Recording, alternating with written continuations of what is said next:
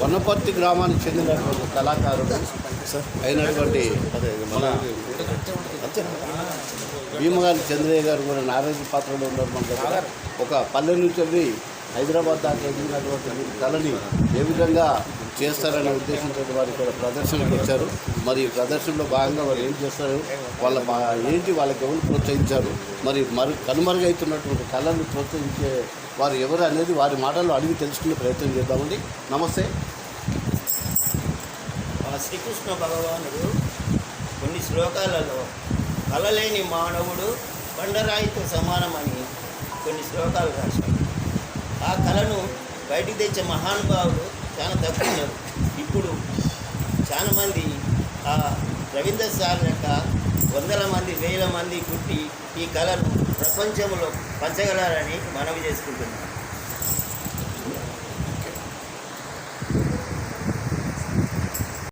ఇప్పుడు ప్రథమంగా నెల్లూరు ఫౌండేషన్ అధినేత అయినటువంటి రవీంద్ర గారికి ఈ కళల గురించి అతనికి ఉన్నటువంటి ఇంట్రెస్ట్, అతని సంస్థ ద్వారా చేపడుతున్నటువంటి వివిధ సాంస్కృతిక కార్యక్రమాల భాగంగా ఇక్కడ వారు ఏ విధంగా అనేది కళాకారులను ప్రోత్సహం చేస్తున్నారనే విషయం పైన మనము ఆ రవీంద్ర గారి దగ్గరికి మనం అడిగి తెలుసుకునే ప్రయత్నం. నమస్తే సార్.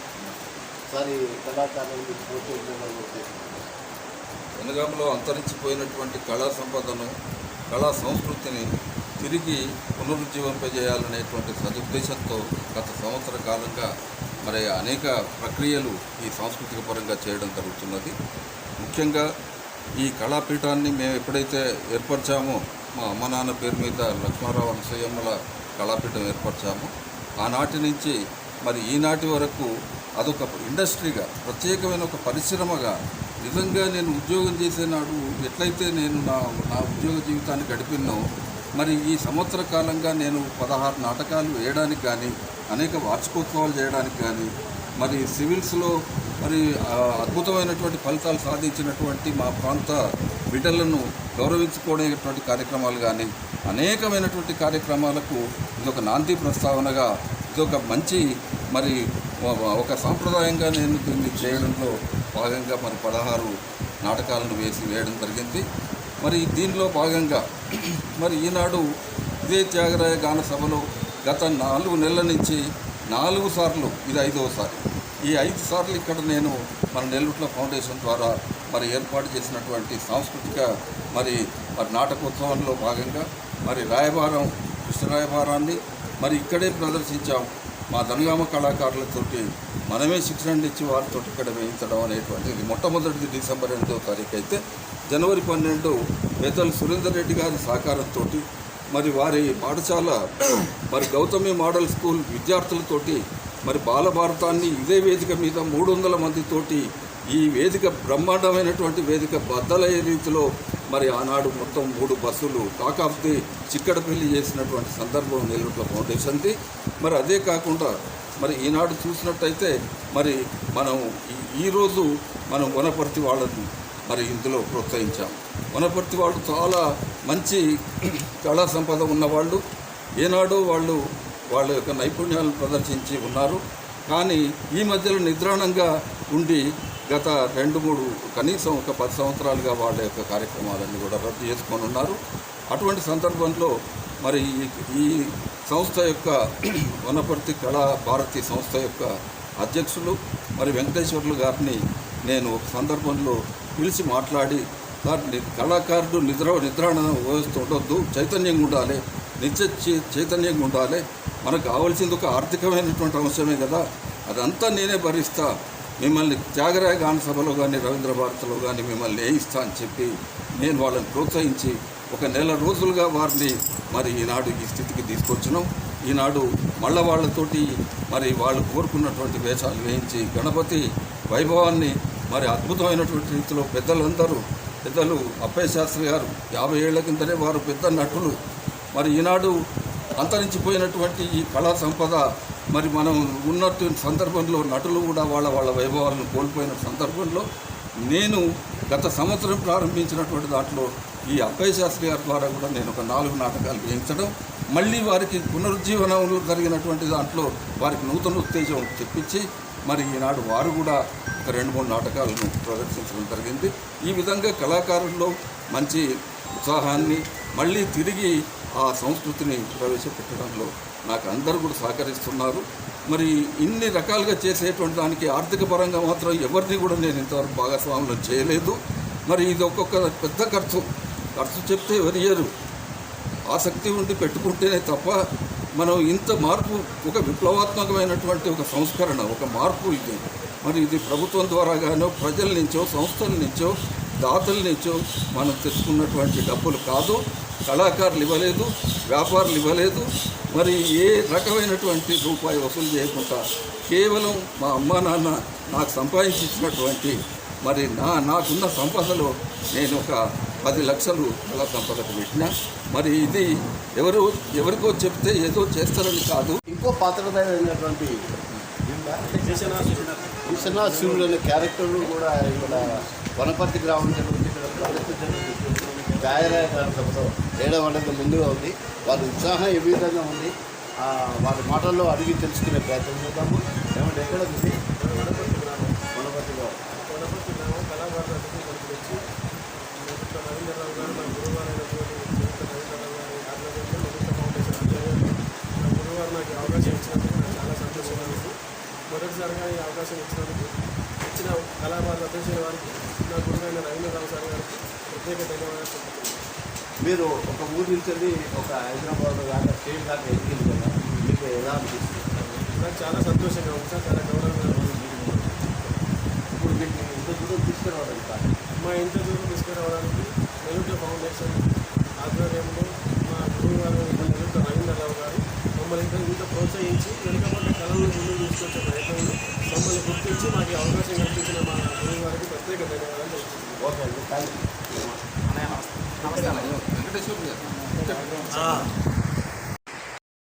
ఇప్పుడు కళాకారులకి తర్వాత సింగర్స్కి అనేక రకాలుగా మ్యూజిక్ అందిస్తూ వారికి ఎంతో సహాయంగా చేసేటువంటి కీబోర్డ్ అతన్ని మెయిన్ హార్మోనియం అంటారు దాన్ని. అందులోనే మన గురుగారు అయినటువంటి విజయవాడ నుంచి ఇక్కడికి వచ్చి తెనాలే అక్కడి నుంచి వచ్చి ఇక్కడికి మన తెలుగు వాళ్ళకు నేర్పుతూ అతని విద్యని చాలామంది నేర్పుతూ ఇక్కడ మన త్యారయ్య గాన సభలో వీళ్ళతోటి ప్రదర్శన చేయించున్నారు. మరి వారి మాటల్లో అడిగి తెలుసుకునే ప్రయత్నం చేద్దాం. సార్ నమస్తే అండి. మాది పశ్చిమ గోదావరి జిల్లా ఏలూరు దగ్గర కామవరపుకోట ద్వారకాపట్నం దగ్గర. అలాగే నా పేరు భైరవపట్నం హార్మోనిస్టు. నాకు 15 సంవత్సరాల బట్టి కూడా ఈ నాటక రంగంలో నమ్ముకొని ఈ నాటక రంగంలో ఎంతోమంది శిష్యుల్ని మా ఏరియా అంటే శ్రీకాకుళం కానీ ఇటు రాయలసీమ ఇటు తెలంగాణ ఖమ్మం కోదాడ మొత్తం ఎంతోమంది శిష్యుల్ని తయారు చేసి ఎన్నో నాటకాలు అక్రూపులు హరిశ్చంద్ర రామాంజనం చింతామణి ఎన్నో నాటకాలు పూర్తి చేసి కూడా జీవనాలు తీసుకున్నాం. అలాగే ఇక్కడ రావడం కారణం ముఖ్యంగా మా బాబాయ్ అయినటువంటి మేళచేరు అప్పయ్య శాస్త్రి గారు గతంలో ఒక సంవత్సరం నుంచి కూడా నువ్వు రావాలి నన్ను ఎంతో విధానంగా కోదాడలో రిహార్స్ చేస్తుండగా నాకు ఫోన్ చేసి పిలవడం జరిగింది. అలాగే ఇక్కడికి వచ్చాక మరి గురు సమానులు అయినటువంటి నెల్లూరు రవీంద్ర గారు మరి ఎంతోమంది కళాకారులు ఎంతోమంది తీసుకొచ్చి ప్రోత్సాహంగా ముందుకు తీసుకొచ్చి ప్రతి నాటకం ఆడించడం అంటే ఆషామాషి విషయం కాదండి. ఒక నాటకానికి అయ్యే ఖర్చు మినిమం ఎలా చూసుకున్నా 40-50 దాకా అవుతుంది.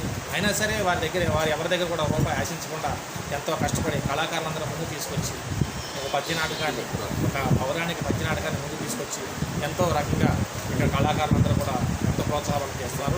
వారి అమ్మానాన్న గారి పేరు మీద, నెల్లూరు రవీంద్ర గారి అమ్మానాన్న పేరు మీద, పితృదేవత అయిన వారి పేరు మీద ఎంతో చేస్తున్నారు. కాబట్టి వారికి ముందు ధన్యవాదాలు సార్. నా పేరు భైరవపట్నం హార్మోనిస్టు.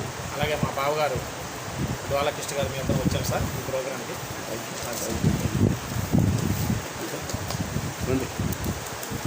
అలాగే ఇప్పుడు మన కళాభారతి సంస్థ వారి అధినేత అయినటువంటి చైర్మన్ అయినటువంటి వంగ వెంకటేశ్వర గారు మన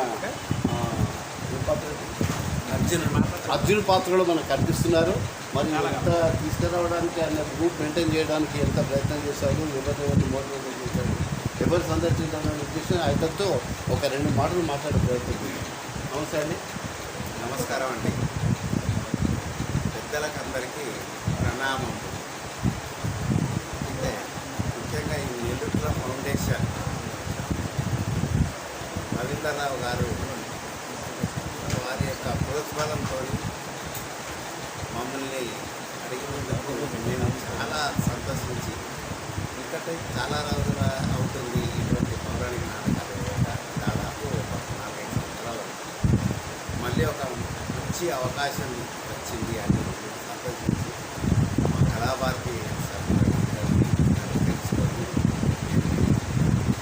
కొంచెం ఖర్చులో ఉన్నటువంటి ఒక రకంగా ఉండేటువంటి షార్ట్ కట్గా ఉండేటువంటి నాటకాన్ని ఇప్పటి వాళ్ళు చూసేటువంటి విధంగా ఉండేటువంటి నాటకాన్ని ఎన్నుకొని గణపతి మహాత్యం అనేటువంటి నాటకాన్ని వేస్తున్నాము. అందులో మంచి అవకాశం రవీంద్రరావు గారు వారి అంగీకరించి మాకు ఆర్థికంగా అన్ని రకాలుగా మాకు సహకరించి వారు చేస్తున్నారు. వారికి ప్రత్యేకమైనటువంటి ధన్యవాదాలు తెలియజేస్తున్నాను. సార్, ఇంతవరకు బీఫే ప్రేక్షకులకి ఒక మంచి ప్రోగ్రాం అందించాలనే ఉద్దేశంతో కళాకారులతో పరిచయ కార్యక్రమం పెట్టాం కదా. మరి మన కళాకారులు ఏ విధంగా వారు చేశారు, ఏ విధంగా ఇబ్బందులు పడుతున్నారు అనేది అంశం ప్రతి వార్తలు మనం నేర్చుకోవడం జరిగింది. మరి నమస్తే అండి. నమస్తే. ఈరోజు బీఫే ప్రేక్షకులకి ఒక మంచి ప్రోగ్రాం అందించాలని త్యాగరాజ గారి సభలో ఉన్నటువంటి మన ప్రోగ్రాం ఏ విధంగా ఉంది, ఇక్కడ మన జనగాం జిల్లాలోని మన వరపట్టే కళాభారతి వారు సమర్పించేటువంటి పద్య నాటకాల కోసం వీళ్ళు ఇక్కడ మన త్యాగరాజ గారి సభకు వచ్చారు. ఇక్కడ వారు అక్కడ నుండి ఒక మారుమూల ప్రాంతం నుంచి వెళ్ళి ఒక జిల్లాకు వచ్చి వీళ్ళు తొలి ప్రదర్శన జరుపుతున్నారు. కాబట్టి ఈ ప్రదర్శనలో భాగంగా వీరు కృష్ణపాత్ర దాని తర్వాత కొత్త జనగాం భాష కావడం మనకు చాలా గర్వకారణం. ఇక్కడ వీరు ప్రధానంగా వేస్తున్నటువంటి నాటకానికి అనేక పనులు రావాలని మనందరం కోరుకుంటున్నాం. ఇక్కడ అనేక వారు మన నెల్లూరు ఫౌండేషన్ రవీంద్ర గారు, తర్వాత సురేందర్ సార్, మరి వీళ్ళందరూ కూడా ఆపోశాస్త్రి గారు, వీళ్ళంతా మనకు కళా పోషకులు. ఈ కళాకారులకు పోషించేవారు కాబట్టి వీరి వల్లనే వీళ్ళు ఇంత దూరం రావడం జరిగింది. మరి వారి మాటల్లో ఒక్కొక్కరి మాటల్లో ఏముంది అనేది అంతరించిపోతున్న కళల గురించి వారిని అడిగి తెలుసుకునే ప్రయత్నం చేద్దాము. నమస్తే అండి.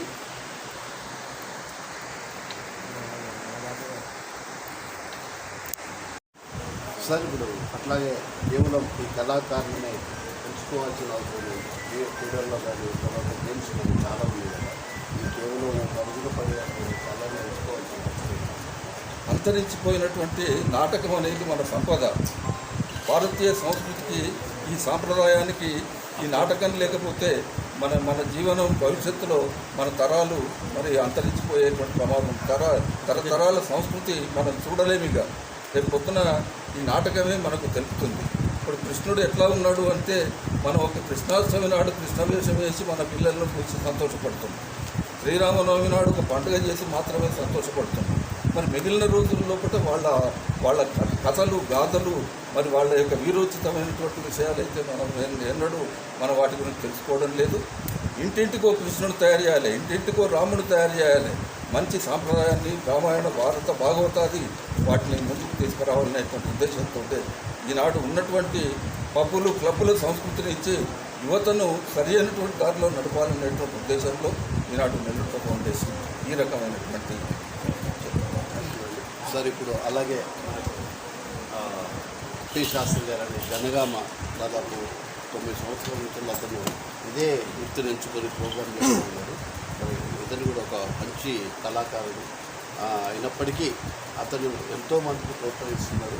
మరి వారి మాటల్లో కూడా అడిగి తెలుసుకునే ప్రయత్నం చేస్తారు. నమస్తే సార్. ఇక్కడ ఈ కళాకారులు ప్రోత్సహించాలని సంస్కృతి చెప్పాలంటే ఏ యొక్క ప్రక్రియలో కూడా ఈ యొక్క పద్యనాటకం యొక్క ప్రక్రియ లేదు. భారత భాగవత రామాయణాలు నాటకాలు తెలుగు పద్యంలోనే ఉన్నాయి.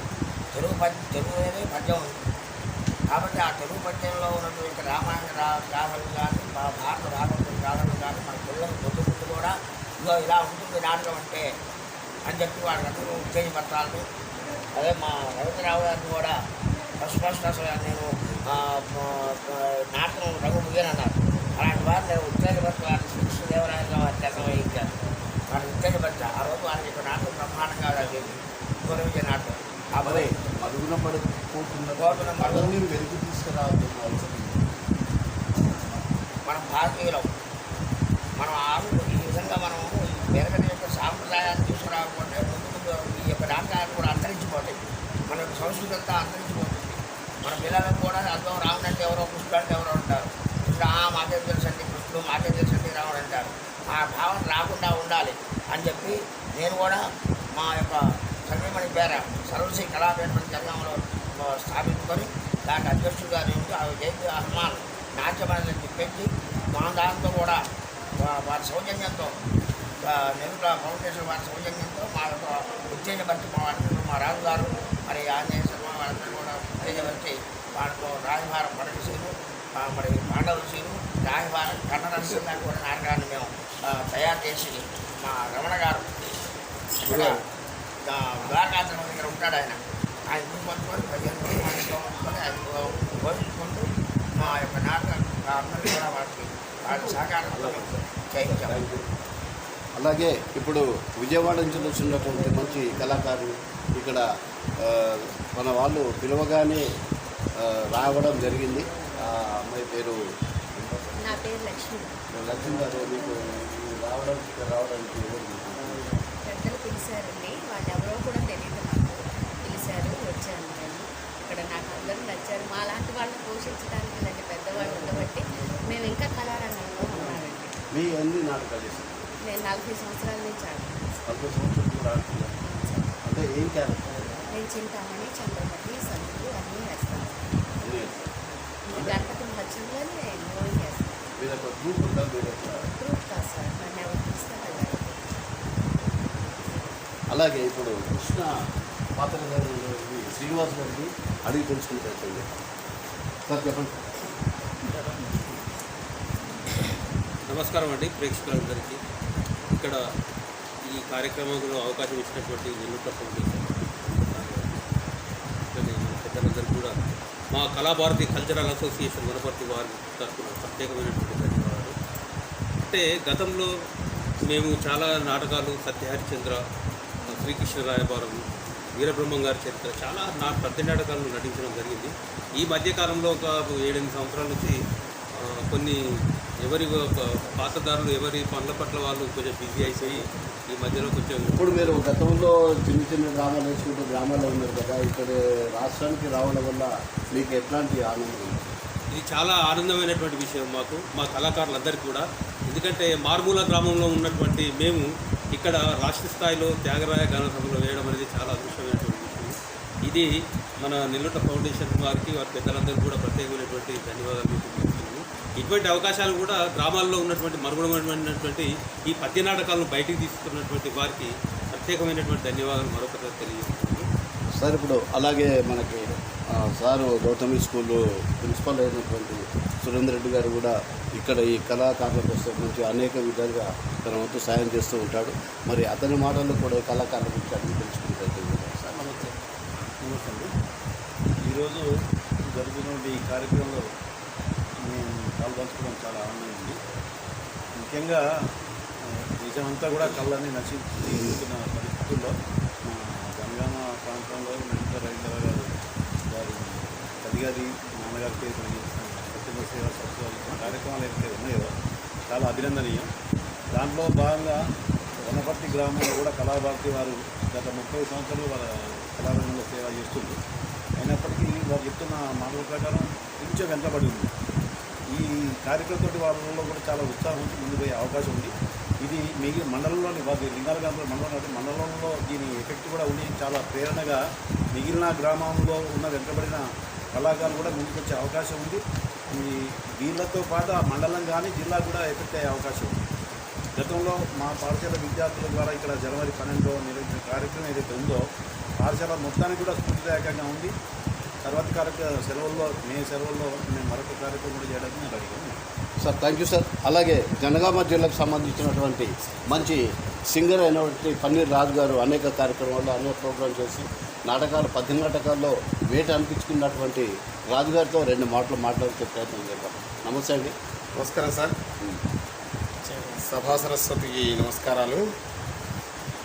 పద్యనాటకం, పద్యం అంటేనే తెలుగువారి యొక్క సంపద. భావగర్భితమైంది పద్యం. భావాన్ని ఒక అణుబాంబు లెక్క విస్ఫోటనం చేయగలదు, సమాజాన్ని ప్రక్షాళనం చేయగలదు, సమాజంలో ఒక వినూత్నమైన మార్పుల వైపు పద్యం శ్రీకారం చుట్టగలదు. దేశ స్వాతంత్రోద్యమంలో కావచ్చు, తెలంగాణ సాయుధ పోరాటంలో కావచ్చు, ప్రతి రంగంలో కూడా పద్యం అనేది ఒక ఉన్నత స్థానంలో ఉండి సమాజం గతి దిశ దశను మొత్తం మార్చిన ప్రక్రియ పద్యం. అలాంటి పద్యాన్ని భుజస్కంధాలపై వేసుకొని పద్య కవిత్వాన్ని కాకుండా పద్య నాటక ప్రక్రియను ముందుకు తీసుకెళ్తున్న మా గౌరవనీయులు, మా అందరి స్ఫూర్తిదాత శ్రీ నెల్లూరు ఫౌండేషన్ అధినేత గారికి, అదేవిధంగా శ్రీ సురేందర్ సార్ గారికి, మాకు ఎన్నో పాఠాలు మాకు శ్రీకృష్ణరాయ భర నాటకంలో అర్జున పాత్రధారిగా నాకు పద్యాల మెలకువలు చెప్పిన మా గురుగారు కొండలరావు గారు, నా ఎదురుగా ఉన్న మా గురుగారికి కూడా అందరికీ కూడా ఈ సందర్భంగా శుభాకాంక్షలు తెలియజేస్తున్నాను. అదేవిధంగా శివానాట్టు వాళ్ళు కూడా నన్ను అక్కడే చేర్చుకొని మా రవీంద్రరావు గారి కృషి వల్లనే వరంగల్ ఇప్పుడు హైదరాబాద్లో వాళ్ళ సంఘంలో కూడా నాకు మంచి మంచి పాత్రలు ఇవ్వడానికి హితోధికంగా సాయం చేసిన నెల్లూరు ఫౌండేషన్ వారికి, నన్ను పద్యరంగంలోకి తీసుకువచ్చింది వారే, ఈరోజు ఈ వృద్ధికి కూడా తీసుకొచ్చింది కూడా వాళ్ళందరికీ కూడా ధన్యవాదాలు తెలియజేస్తూ మాది కూడా ఈరోజు శయనఘట్టం పద్యనాటకం ఉంది. తదనంతరం ఈరోజు వచ్చిన వంగ వెంకటేశ్వరరావు టీం అందరికీ కూడా శుభాకాంక్షలు, మా గురువుగారికి కూడా శుభాభినందనలు తెలియజేస్తూ అందరికీ కూడా ఇంత మంచి వేదికలో ఏర్పడడం గర్వకారణం. ఈ 5వ నాటకం నాది కూడా శివనాటక వాళ్ళ ద్వారా కూడా ధన్యవాదాలు సార్. Thank you sir. అలాగే ఇప్పుడు కళాకారులకు మంచి గుండెకాయ లాంటి మ్యూజిక్ డైరెక్టర్ అయినటువంటి రమణారావు గారు 6 మాటలు ఏమాడో అడిగి తెలుసుకుందాం.